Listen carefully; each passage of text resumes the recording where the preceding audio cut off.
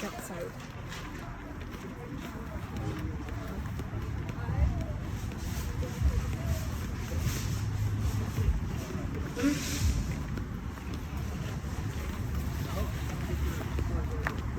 See, I don't know as far as men are concerned who has what constraints.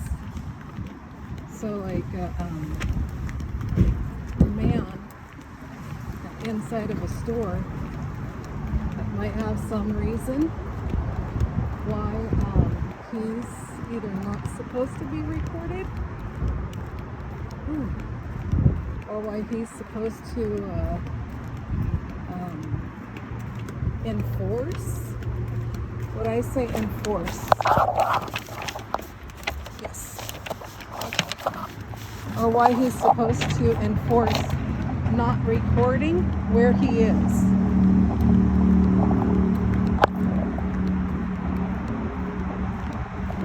So as far as Trader Joe's is concerned, I've never seen a no recording policy or heard of a no recording policy. A lot of the women have their phones recording all the time. So they'll pretend like they're just talking on the cell phone. Not like she's live streaming, but she's actually live streaming.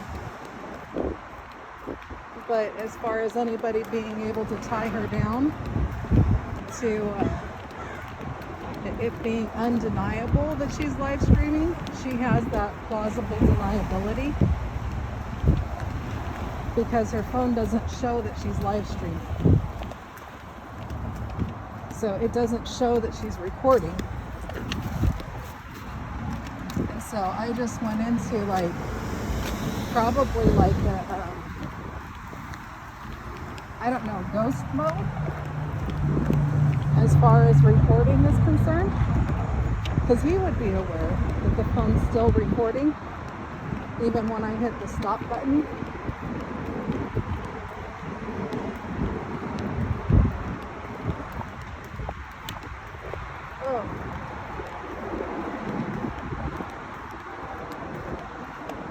So yeah, they had a lot of sneakinesses so they would be able to blindside men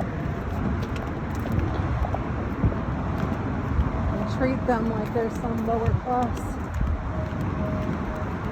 Women taught their daughters to be what would seem to like ordinary me and to old ladies maybe.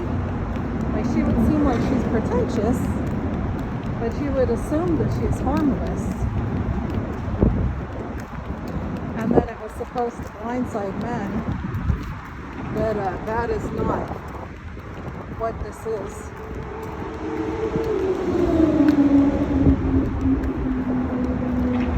He's going to end up having a lot of losses in his friends, potentially family members. But if you want to have like a front, like this was always a bloodline battle where there's only a few bloodlines that get left. Like Claire tagged herself into a bloodline that gets left because she's related to me. I would be the catastrophic loss that ensured that the females related to me got put under some kind of a special protection. You've got a bunch of women who have only ever done anything that resembles work because of punishment.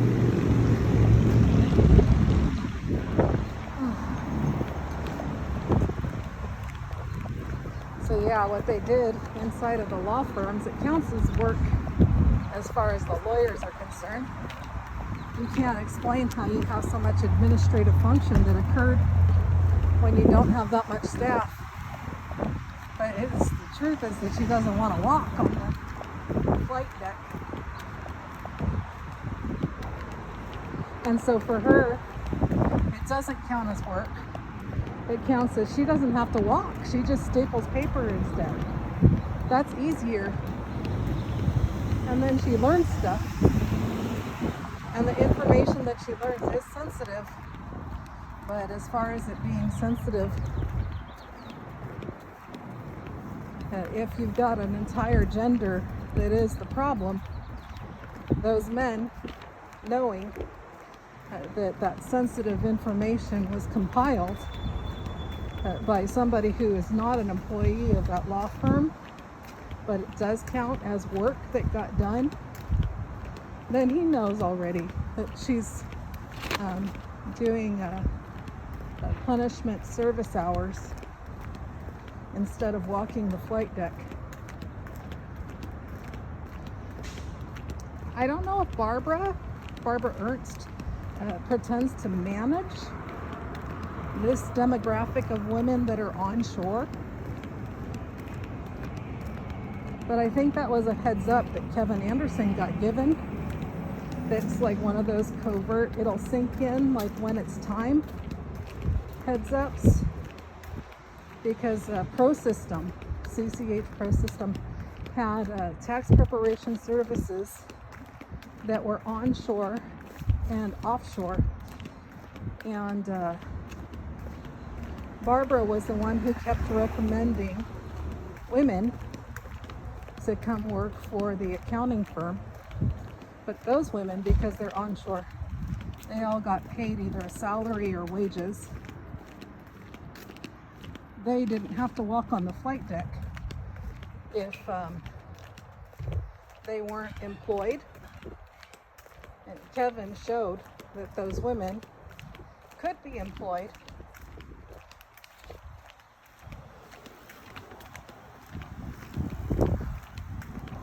So it seemed like Tanya Bohannon, she did the work that she was given, and that she was a good worker.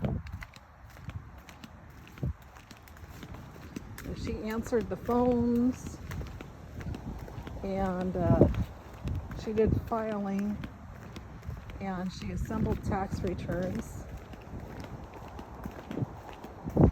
And that seemed to be fine. I didn't have issues with her in the workplace. But I think Bob and Kevin got some feedback about her, and that's why they gave her a fast track, because they covered the cost of her bridge toll.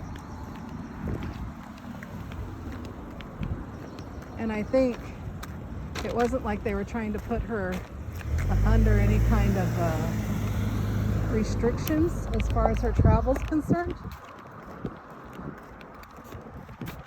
They paid for her bridge tolls, so she would have not a fuel compensation driving in from Vallejo, but she would have, for one, the offset of the bridge cost, but also the confirmation for each day that she was working in the office. And nobody could take that away from her. She knew that Bob and Kevin would see it. So if she was trying to be on the straight and narrow, and women were leveraging her into being part of their conspiracy, Bob and Kevin would be able to hold up that fast track bill and say, here, we have confirmation that she did drive in from Vallejo, and she did show up in the office in Emeryville.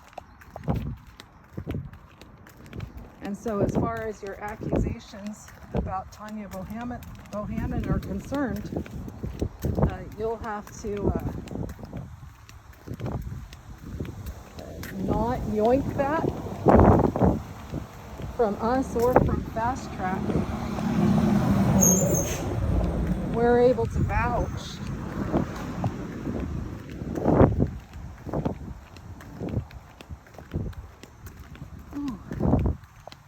that Tanya was in the office, and that Tanya did come over the bridge.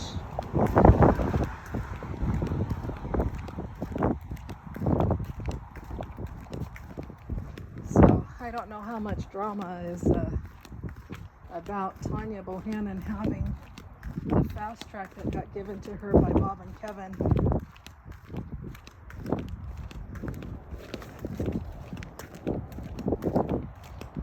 Ooh.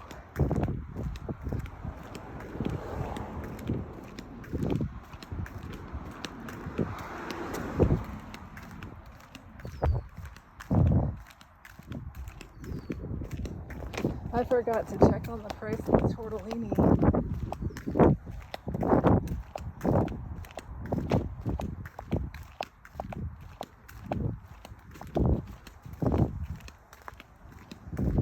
Oh, man, my back hurts.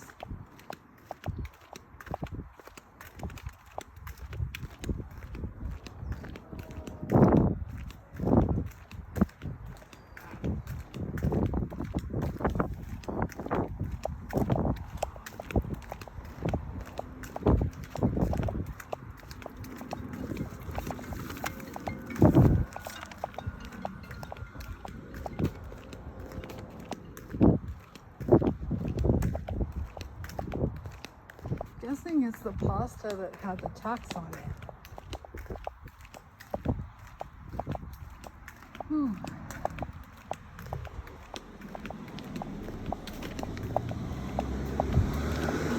Oh, no, that's 5,300, not 5,500.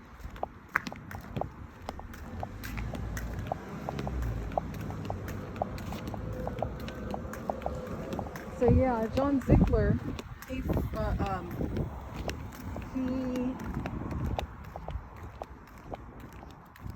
sued the accounting firm when Barbara said that she needed to fire John Ziegler as a client. He has STG Realty. So Kevin and Bob got hit with a lawsuit. But like I said, that Barbara was the one who always got special help when there was a new form on the tax returns. She said she called into CCH Pro System, and that's who was helping her navigate the new tax forms. I have a feeling that's not true. She would always do it after hours. Like she would say, oh, I just worked late so I could learn, what was it? Like-kind exchanges. But if she was pretending to be a manager of these women who are eligible for like punishment work, and she was sending those in to work with us, with Bob and Kevin at their firm, then she said that the man's name is Gene Kim, who is a headhunter, and he's from her church in Concord.